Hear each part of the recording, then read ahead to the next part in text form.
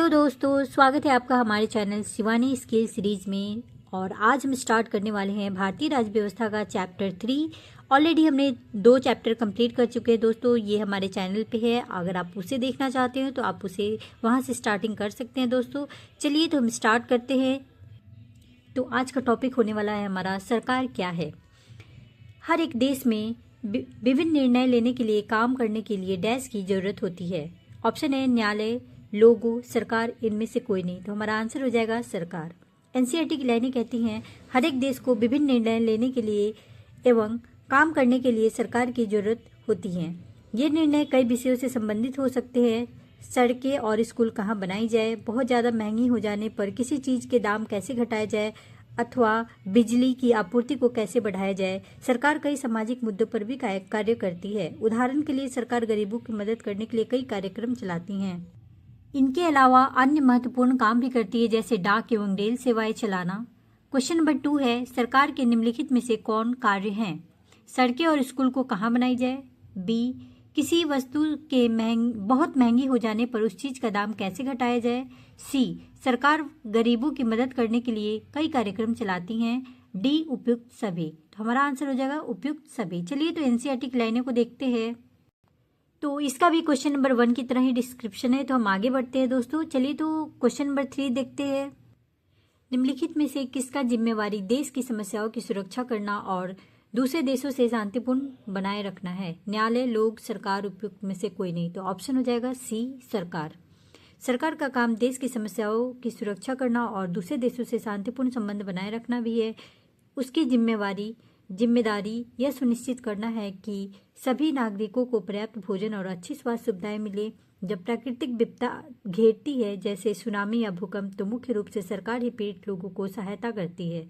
अगर कहीं कोई विवाद होता है या कोई अपराध होता है तो लोग न्यायालय जाते हैं। न्यायालय भी सरकार का ही अंग है।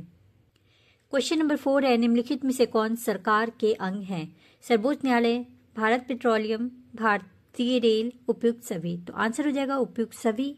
कुछ उदाहरण जो सरकार के अंग है: सर्वोच्च न्यायालय, भारत पेट्रोलियम, भारतीय रेल। क्वेश्चन नंबर 5 है सरकार निम्नलिखित में से किस किस स्तर पर काम करती है। स्थानीय, राज्य, राष्ट्रीय, उपयुक्त सभी। तो आंसर हो जाएगा उपयुक्त सभी। सरकार के स्तर अब आपको पता है कि सरकार सारी अलग अलग चीज़ों के लिए जिम्मेदार है। तो क्या आप सोच सकती हैं कि सरकार ये सारे इंतजाम कैसे करती होंगी। दरअसल सरकार अलग अलग स्तरों पर काम करती हैं। स्थानीय स्तर, राज्य के स्तर पर एवं राष्ट्रीय स्तर पर। स्थानीय स्तर का मतलब आपके गांव या मोहल्ले से है। स्थानीय स्तर का मतलब आपके गांव, शहर या मोहल्ले से है। राज्य स्तर का मतलब है पूरे राज्य को ध्यान में रखे, जैसे हरियाणा या असम की सरकार पूरे राज्य में काम करती है। राष्ट्रीय स्तर की सरकार का संबंध पूरे देश से होता है। इस किताब में आप आगे चलकर पढ़ेंगी कि स्थानीय सरकार कैसे काम करती हैं और आगे के कक्षाओं में राज्य एवं राष्ट्रीय स्तर पर सरकार के कामों के बारे में जानेंगी। क्वेश्चन नंबर 6 है तेलंगाना 2 जून 2014 को भारत का कितना नंबर का राज्य बना। 28वां, 29वां, 27वां, इनमें से कोई नहीं। तो आंसर हो जाएगा 29वां। आंध्र प्रदेश राज्य के पुनर्गठन के बाद 2 जून 2014 को तेलंगाना भारत का 29वां राज्य बना। 31 अक्टूबर 2019 जम्मू और कश्मीर राज्य 2 अलग अलग केंद्रशासित प्रदेशों में बांटा गया, जम्मू और कश्मीर तथा लद्दाख। चलिए तो क्वेश्चन नंबर 7 की तरफ बढ़ते हैं। जम्मू एंड कश्मीर राज्य 2 अलग अलग केंद्र शासित प्रदेशों में कब बटा। 31 नवंबर 2019, 21 नवंबर 2019, 31 अक्टूबर 2019, 21 अक्टूबर 2019। तो हमारा आंसर हो जाएगा 31 अक्टूबर 2019। सेम डिस्क्रिप्शन है दोस्तों। तो आगे बढ़ते हैं क्वेश्चन नंबर 8 की तरफ। कानून निम्नलिखित में से कौन बनाती है। जनता, न्यायपालिका, सरकार, उपयुक्त सभी। तो आंसर हो जाएगा हमारा सरकार। सरकार एवं कानून। सरकार कानून बनाती है और देश में रहने वाले सभी लोग को कानून मानने होते हैं। केवल यही वह तरीका है जिससे सरकार काम करती है। सरकार के पास जैसे कानून बनाने की ताकत होती है, वैसे ही ताकत भी होती है कि लोगों को कानून मानने के लिए बाध्य करे। उदाहरण के लिए एक कानून है कि गाड़ी चलाने वाले के पास लाइसेंस होना चाहिए। अगर लाइसेंस के बिना गाड़ी चलाते हुए पकड़ा जाए तो उसे जेल की सजा काटनी पड़ती है या जुर्माना भरना पड़ता है। क्वेश्चन नंबर 9 है राजतंत्रीय सरकार से तात्पर्य है। ऑप्शन ए, इसमें सरकार चलाने और निर्णय लेने की शक्ति राजा और रानी के पास होती है। ऑप्शन बी, इसमें सरकार चलाने और निर्णय लेने की शक्ति जनता के पास होती है। ऑप्शन सी, इसमें सरकार चलाने और निर्णय लेने की शक्ति सरकार के पास होती है। ऑप्शन डी, इनमें से कोई नहीं। तो हमारा आंसर हो जाएगा ऑप्शन ए, इसमें सरकार चलाने और निर्णय लेने की शक्ति राजा और रानी के पास होती है। राजतंत्रीय सरकार, इसमें राजा या रानी के पास निर्णय लेने और सरकार चलाने की शक्ति होती है। राजा के पास सलाहकारों का एक छोटा सा समूह होता है जिससे वह विभिन्न मुद्दों पर चर्चा कर सकता है। अंतिम निर्णय लेने की शक्ति उसी के पास रहती है। क्वेश्चन नंबर 10 है, जिस तंत्र में वहां की जनता खुद सरकार चुनती है डैश कहलाता है। राजतंत्र, लोकतंत्र, निरंकुश शासन, इनमें से कोई नहीं। आंसर हो जाएगा लोकतंत्र। लोकतंत्र में तो लोग ही सरकार को यह शक्ति देते हैं। लोग ऐसा चुनाव के माध्यम से करते हैं। वे अपनी पसंद से नेता को वोट देकर चुनते हैं। एक बार चुन लिए जाने के बाद यही लोग सरकार बनाते हैं। लोकतंत्र में सरकार को अपने निर्णयों एवं उठाए गए कदमों का आधार बताना होता है और सफाई देनी होती है। क्वेश्चन नंबर 11 है, निम्नलिखित में से कौन कथन सत्य है। लोकतंत्र के समान राजतंत्र में राजा या रानी को अपने निर्णय के आधार नहीं बताने पड़ते और न ही अपने निर्णयों की सफाई देनी पड़ती है। ऑप्शन बी है, लोकतंत्र में मूलभूत विचार यह है कि सरकार नियमों को बनाने में भागीदार बनकर खुद ही शासन करती है। ऑप्शन सी है, आज के वर्तमान समय में लोकतांत्रिक सरकार को प्रायः प्रतिनिधि लोकतंत्र कहते हैं। तो आंसर हो जाएगा हमारा ऑप्शन सी, यानी कथन 1 और 3 दोनों सही हैं। चलिए तो एनसीईआरटी की लाइनें को देख लेते हैं।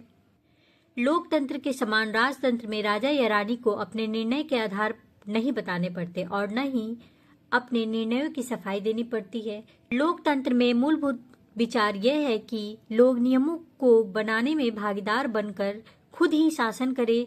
आज के समय में लोकतांत्रिक सरकार को प्रायः प्रतिनिधि लोकतंत्र कहते हैं। प्रतिनिधि लोकतंत्र में लोग सीधे भाग नहीं लेते हैं बल्कि चुनाव की प्रक्रिया के द्वारा अपने प्रतिनिधि को चुनते हैं। ये प्रतिनिधि मिलकर सारी जनता के लिए निर्णय लेते हैं। क्वेश्चन नंबर 12 है, कोई भी सरकार अपने आप को लोकतांत्रिक सरकार कह सकती है।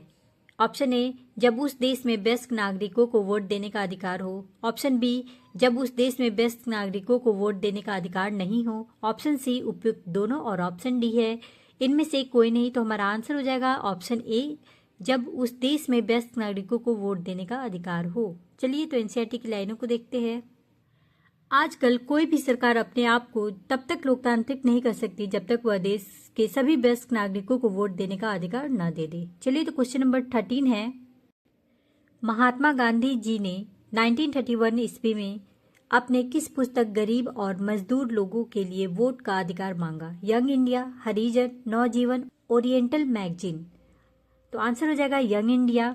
गांधी जी 1931 में यंग इंडिया पत्रिका में लिखते हुए गांधी जी ने कहा था, मैं यह विचार सहन नहीं कर सकता कि जिस आदमी के पास संपत्ति है वह वोट दे सकता है, लेकिन वह आदमी जिसके पास चरित्र है, संपत्ति या शिक्षा नहीं है, वह वोट नहीं दे सकता। या जो दिन भर अपना पसीना बहाकर ईमानदारी से काम करता है वो वोट नहीं दे सकता है, क्योंकि उसने गरीब आदमी होने का गुनाह किया है। तो क्वेश्चन नंबर 14 है, महिलाओं द्वारा मताधिकार के लिए किए गए संघर्ष ने किस विश्व युद्ध के दौरान और मजबूती पकड़ी। प्रथम विश्व युद्ध, द्वितीय विश्व युद्ध, उपयुक्त दोनों, इनमें से कोई नहीं। तो हमारा आंसर हो जाएगा प्रथम विश्व युद्ध। महिलाओं द्वारा मताधिकार के लिए किए गए संघर्ष ने प्रथम विश्व युद्ध के दौरान और मजबूती पकड़ी। क्वेश्चन नंबर 15 है, सफरेज मूवमेंट से तात्पर्य है। ऑप्शन ए, वोट, पुरुष को वोट देने के अधिकार के लिए संघर्ष। बी, महिला को वोट देने के अधिकार के लिए संघर्ष। सी, बच्चों को वोट देने के अधिकार के लिए संघर्ष। उपयुक्त सभी। तो हमारा आंसर हो जाएगा बी, महिला को वोट देने के अधिकार के लिए संघर्ष। महिलाओं द्वारा मताधिकार के लिए किए गए संघर्ष ने प्रथम विश्व युद्ध के दौरान और मजबूती पकड़ी। इस आंदोलन को महिला मताधिकार आंदोलन भी कहते हैं। अंग्रेजी में इसे सफरेज मूवमेंट कहते हैं। सफरेज का मतलब होता है वोट देने का अधिकार। युद्ध के दौरान बहुत से पुरुष लड़ाई में थे, इसलिए महिलाओं को उन कामों को करने के लिए बुलाया गया जो पहले पुरुष के काम माने जाते थे। क्वेश्चन नंबर 16 है, अमेरिका में महिलाओं को वोट देने का अधिकार कब मिला। 1920, 1928, 1919, 1922। तो ऑप्शन हो जाएगा ए, 1920। अमेरिका में औरतों को वोट देने का अधिकार 1920 में मिला, जबकि इंग्लैंड की औरतों को अधिकार कुछ सालों बाद यानी 1928 में मिला। फ्रेंड्स, तो चलते हैं क्वेश्चन नंबर 17। इंग्लैंड में महिलाओं को वोट देने का अधिकार कब मिला? तो ऑलरेडी हमने आंसर बता दिया है, 1928। अमेरिका में औरतों को वोट देने का अधिकार 1920 में मिला, जबकि इंग्लैंड में औरतों को वोट देने का अधिकार 1928 में मिला। फ्रेंड्स, तो यहीं पे हमारा सेशन समाप्त होता है और हम बढ़ते हैं अध्याय 4 की तरफ, जो कि हम कल लेकर आएंगे दोस्तों। तो आपको मेरा ये वीडियोस, मेरी एफर्ट्स पसंद आए तो प्लीज़ एक लाइक, शेयर एंड सब्सक्राइब जरूर कर देना दोस्तों।